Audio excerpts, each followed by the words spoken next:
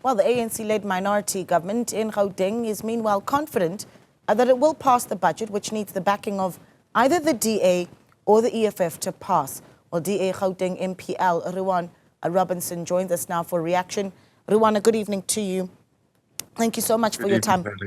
Yeah, I think first of all, before we even get into the passing of this budget, talk to me about your, as the DA's position on the quality of the budget that was delivered.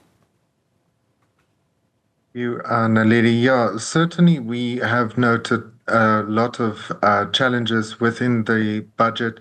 The equitable share did not grow according to expectations, and obviously that puts pressure on the province. However, there are certain matters that we have seen that are not in line with what we would have liked to see, and that would be, for example, the minuscule increase in the Department of Health, a department that last year ran up deficits of 7.3 billion rand. And in this year, we are seeing that only 1.2 billion rand extra is allocated to this department, and we are very likely to see yet another problem with the spending there in particular. Yeah, we'll get into some of the details, but I believe that you yourself have raised issue with how the ANC has not included the Democratic Alliance in consultation pre-budget. Yes, indeed. And it is more for me the way in which this was presented to the public and the media, and that was that MEC Maile blatantly lied and said that the Democratic Alliance was in fact invited and we did not want to cooperate, but that is certainly not the truth.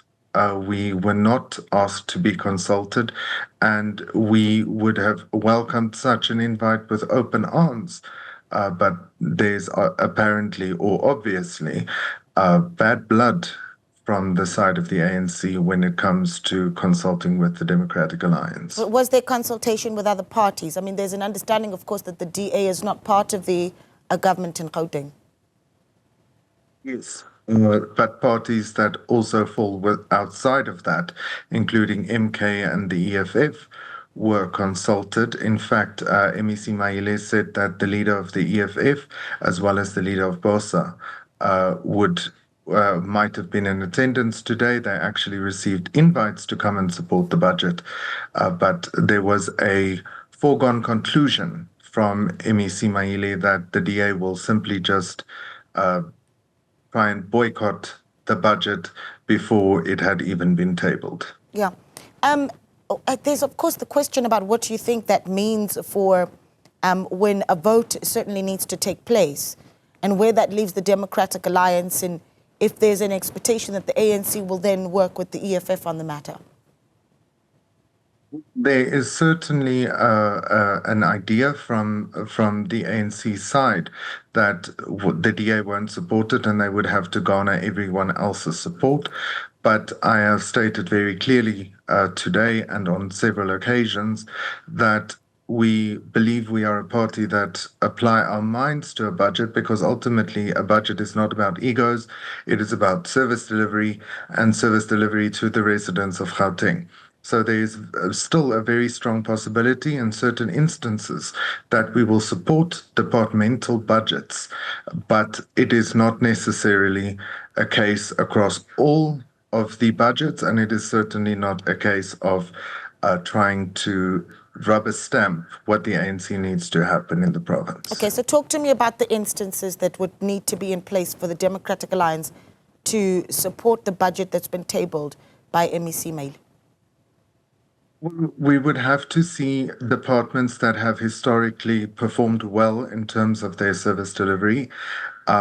That is the number one thing that we would want to see, is that service delivery is in place.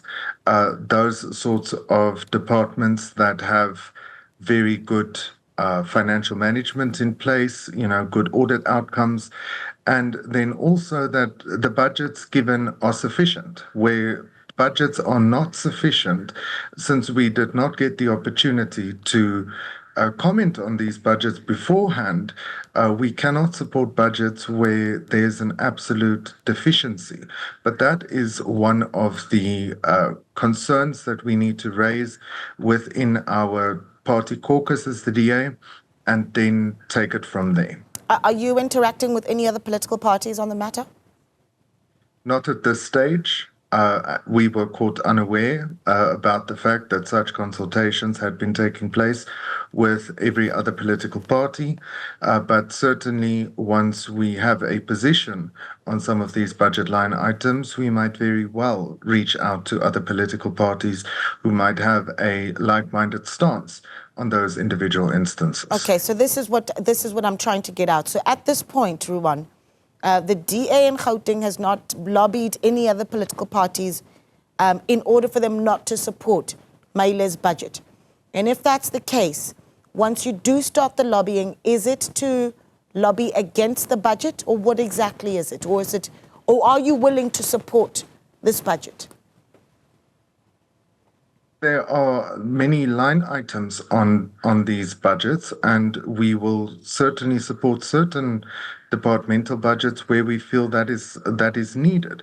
At that point, we might raise our concerns with other political parties, but the idea, the narrative that is being created, that our attempt is simply to be childish or to derail the work of government through our non-support of certain things, that is an absolute untruth that is being told. We are a political party that has governments and centers of power across this country, and we understand the need for these types of budgets to be approved and to be spent adequately for service delivery to happen. So there is no attempt from our side to derail a budgeting process, but we are also not going to just roll over and say we support budgets that we are not in support of. Yeah, the DA is quoted as saying that this budget could plunge the province into financial crisis. Will you talk me through the how? The single biggest issue that we have with the budget, and we have maintained that stance for probably the last 15 years, but in recent times, the e-toll debts have become a very serious bone of contention for us. The e-toll debts obviously are being used or were to fund the failed freeway improvement project in Gauteng by national government, and for some reason, our current administration agreed that Gauteng was liable for 30% of this money. And in the current financial year, to give you a picture, the province will have to pay 5.5 billion rand out in terms of these e-toll debts. And as a Democratic Alliance, we believe that this expenditure should not be recorded against the province because these assets do not reflect on Gauteng books. They are national assets, and we should not be liable for it whatsoever. So that is definitely our biggest bone of contention with the budgets of the last 2 years, including the adjustments that were brought on 3 weeks before the end of the financial year. Yeah, Ruhan, we really do appreciate your time, and of course we'll be watching to see what happens next. Ruhan Robinson there, DA Gauteng MPL, speaking to us this evening. Let's take a short break. We've got more news on the other side. Stay with us.